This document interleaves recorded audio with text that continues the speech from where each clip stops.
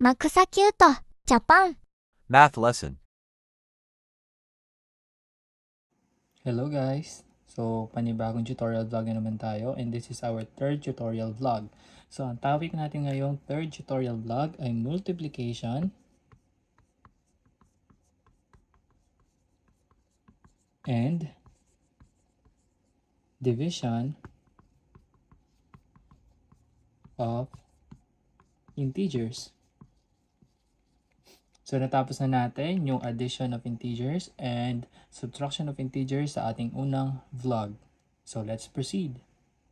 Before tayo mag-proceed sa ating pinaka-discussion, i-discuss muna natin kung ano yung rules ng multiplication and division of integers. So, ano nga ba yung rule? Ito. When a positive integer is multiplied or divided to another positive integer, the answer is always positive. On the other hand, when a positive integer is multiplied or divided to a negative integer or vice versa, the answer is always negative. So, ayan, para mas madali natin maintindihan yung rules sa multiplication and division of integers, i-express natin ang rule through signs. So, meron tayong dalawang general rule na i-discuss pagdating dito sa multiplication and division. So, ano-ano nga ba yung mga rule na yon? So, unahin natin sa rule number 1. So, ito yung rule number 1 natin, yung rule for like sign. So, alam naman natin pag sinabi nating like, ibig sabihin, magkatulad. So, magkatulad sila ng sign. Ano yung sinasabi nating sign? So, yun yung positive ba yung number or negative yung number. Ano ba yung sinasabi sa rule of like signs? Sa rule of like signs daw, kapag ang isang positive number, since like sign ay i-multiply sa katulad niyang positive number, ang makukuha daw natin ay positive. Or, kapag ang isang negative number daw ay multiply sa kapwa niya negative, ang makukuha pa rin natin ay positive number. Ganun din pagdating sa division or divide. Kapag ang isang positive number dinivide sa kapwa niya positive number, ang makukuha natin ay positive number. Or kapag negative, dinivide natin sa kapwa niya negative, ang makukuha pa rin natin ay positive number. So, yun yung ibig sabihin ng like signs. Para mas ma-explain pa natin yung mga rules, so magbibigay tayo ng mga examples. So, meron tayong, for example, number 1, meron tayong 3 multiplied by 5. Number 2, negative 4 multiplied to negative 7. And then dito sa division, meron tayong 1, 50 divided by 10. Number 2, negative 45 divided by negative 5. So, proceed muna tayo dito sa multiplication. So, number 1, meron tayong 3 multiplied to 5. So, alamin muna natin yung signs ng dalawang number. So, gaya nga nun sa ma-explain ko sa ating unang video, kapag yung unang number or kapag yung mga numbers, walang sign na nakalagay, automatic yung mga numbers na yan ay positive. So, si 3 ay positive and then si 5 ay positive. And then, multiply natin yung numbers. 3 times 5, ang makukuha natin ay 15. 15. Since pareho silang positive, si 3 positive, si 5 positive, ang sinasabi sa rule natin, pag parehong positive daw yung mga numbers, ang magiging sagot ay positive din yung sagot. Since 15 is positive number, so hindi na natin kailangan na lagyan pa siya ng positive sign. So, automatic positive yung number niyan. Example number 2. Meron tayo negative 4 times negative 7. So, yung negative 4 tsaka negative 7, so pag minultiply natin yung 4 tsaka 7, alam naman natin na makukuha natin sagot ay 28. Now, yung sagot ba magiging positive or negative? So, ganito. Since yung sign ng negative 4 or sign ng 4 ay negative, yung 7 din ay negative, so sa rule natin, pag parehong negative daw yung minumultiply na number, ang makukuha ang sagot ay positive. So, automatic, yung 28, dapat yung sagot natin ay positive. Ngayon, magpo-proceed naman tayo sa division. So, for example, number 1, meron tayong 50 divided by 10. So, pag dinivide natin yung 50 sa 10, ang makukuha nating sagot ay 5. Now, yung 5 ba, positive yung sign or negative? So, check natin. Yung 50, ang sign niya ay positive. Yung 10, wala rin siya nakalagay na sign, so ang sign niya ay positive. So kung titignan natin, positive divided by positive, ang makukuha natin sagot ay positive. So si 5 ay positive number. Next, number 2. Negative 45 divided by negative 5. So 45 divided by 5, ang makukuha natin sagot ay 9. So 9, ang 9 ba positive or negative? Check natin. Si negative 45, ang sign niya ay negative. Si 5, ang sign niya ay negative. Kapag parehong negative yung number, ang makukuha nating sagot ay positive number. So 9 is a positive number. So ang sagot natin ay positive 9. Ayan. So sana kahit konti lang examples muna natin dito ay naiintindihan nyo kung ano yung rule ng like sign pagdating sa multiplication and division of integers. So magpo-proceed na tayo sa second general rule natin. Ito na ang ating second general rule. Kung kanina rule of like sign, ngayon naman rule of unlike sign. So kung kanina magkatulad sila ng sign, ngayon naman magkaiba sila ng sign. So example natin, mga signs natin. Kung yung unang number daw, binultiply yung positive dun sa isang number na negative, ang makukuha daw natin ay negative. Ngayon naman, kung yung isang number negative, makukuha daw natin kapag minultiply natin siya sa positive, makukuha pa rin natin ay negative. Ganon din pagdating sa division.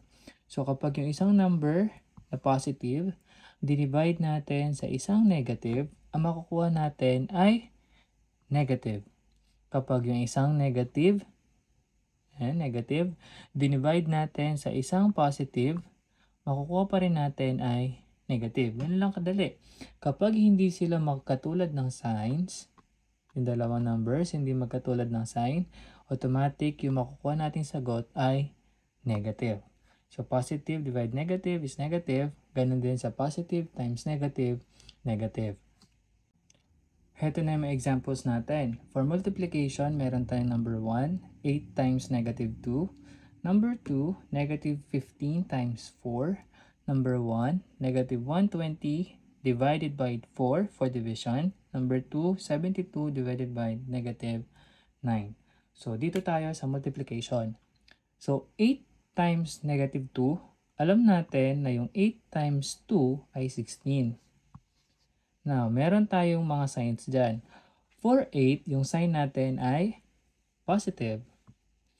For 2, ang sign natin ay negative 2. Since hindi sila pareho ng sign, automatic yung magiging sagot natin ay negative. Dahil positive, i-multiply sa negative, ang makukuha natin ay negative. Kapag hindi sila magkatulad ng sign, ang makukuha natin ay negative. Number 2, meron tayong negative 15 times 4. Ang 15 times 4, ang makukuha natin 60. Since si 15 ay negative at si 4 naman ay positive at hindi sila magkapareho ng sign, ang magiging sagot natin ay negative 60. Ganun lang yung kadali. Kapag ang dalawang numbers ay hindi magkapareho ng sign, positive ang isa, negative ang isa, or negative yung isa, positive yung isa, ang magiging sagot natin ay negative numbers. Next, for number 1 sa division, meron tayong negative 120 divided by 4. So, 120 divided by 4 is 30. Ano ngayon yung sign ng 30? So, meron tayong 120 which is negative. So, negative yung 120. Yung 4 natin ay positive number. Isang negative number, dinivide sa isang positive number, ang makukuha natin ay negative number. So, ang final answer natin ay negative 30. Number 2. So, meron tayong 72 divided by negative 9. So, 72 divided by negative 9. So, sagot natin sa 72 divided by 9 is 8. Now, ang 8 ba ay positive or negative?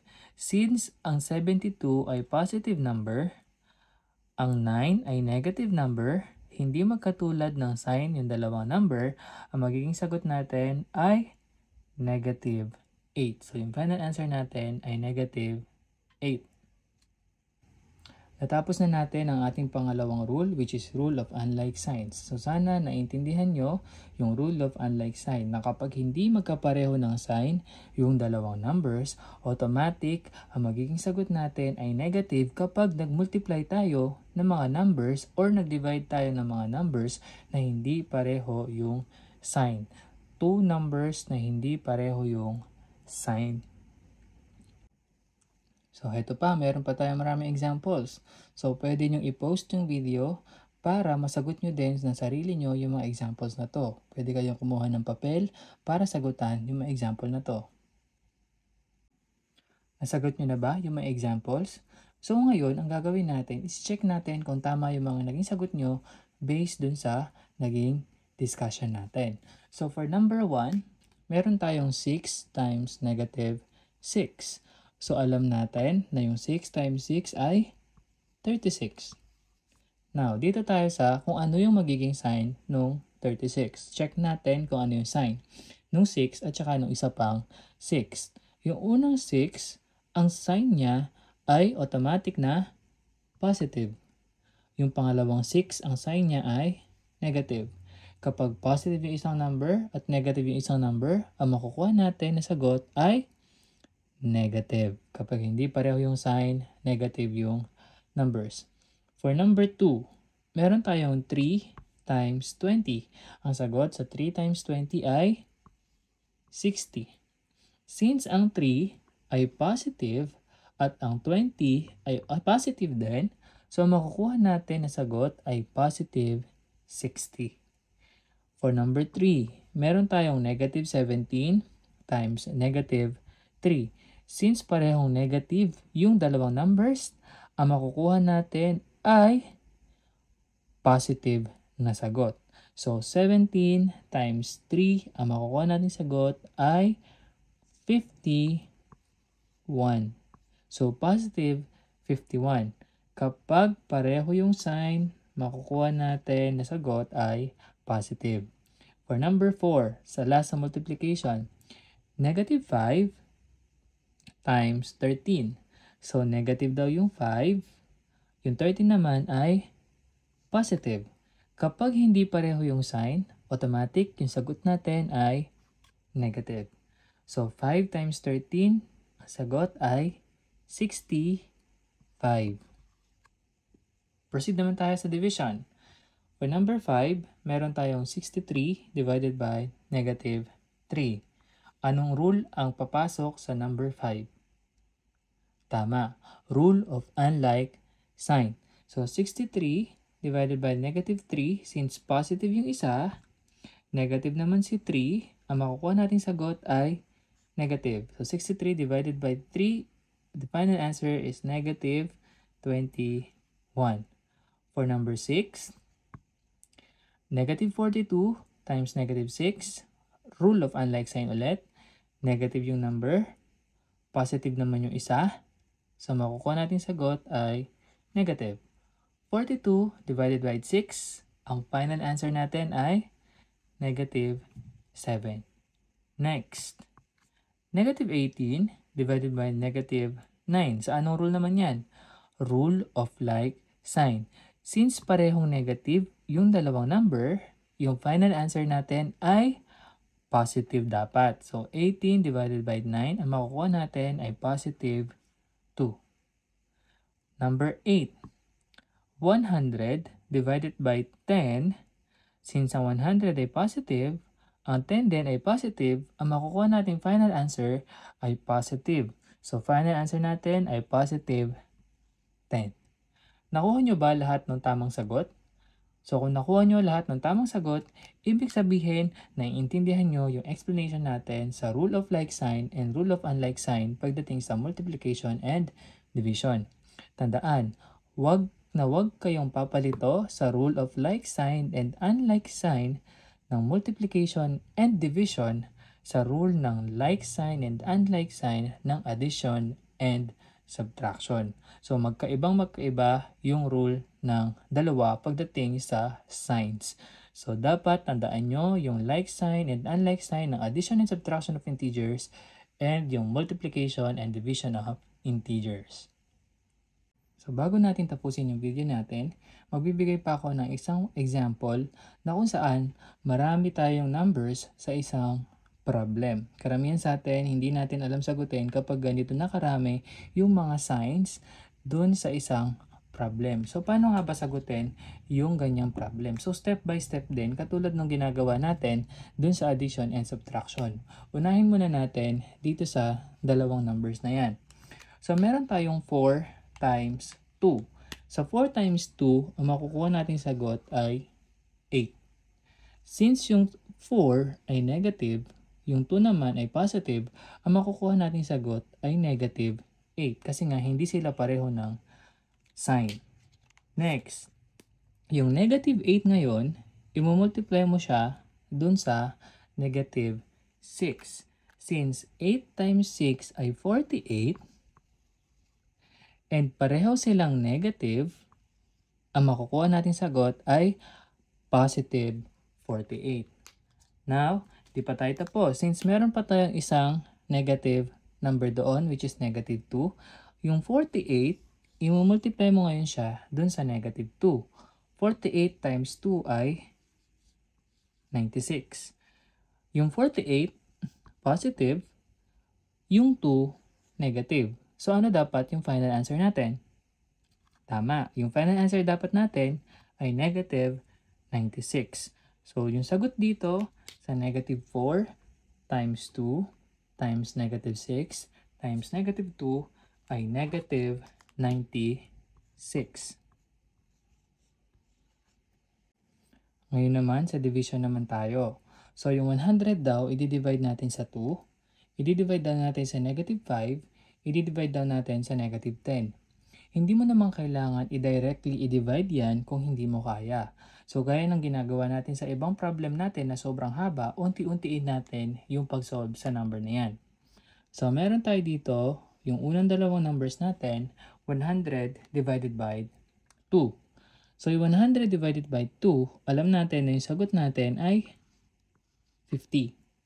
Since yung 100 ay positive, yung 2 din ay positive, so ang sagot natin ay positive 50. Next naman, since tapos na tayo kay 100 tsaka 2, yung sagot natin na 50, i-divide naman natin ngayon kay negative 5. 50 divided by negative 5, ang makukuha natin sagot ay 10. Yung sign ng 10 ay, yung 50 ay positive, yung 5 ay negative, so ang sign ng 10 ay negative 10. Sa last na tayo. So, meron tayo dito, negative 10. I-divide naman natin ngayon siya sa isa pang negative 10. So, yung isang 10 dito ay negative. Ganun din yung isang 10 dito, negative din. So, magiging sagot natin ay positive. So, 10 divided by 10 is equal to 1. So, ang final answer natin sa 100 divided by 2 divided by negative 5 divided by negative 10, ang makukuha nating sagot ay positive 1. So, yung final answer natin ay positive 1. At dito na nagtatapos ang ating tutorial vlog sa multiplication and division of integers. Sana kahit maikli lang yung explanation natin ay nakuha nyo yung rule ng like sign and unlike sign pagdating sa multiplication and division. Hanggang sa susunod na tutorial vlog, paalam!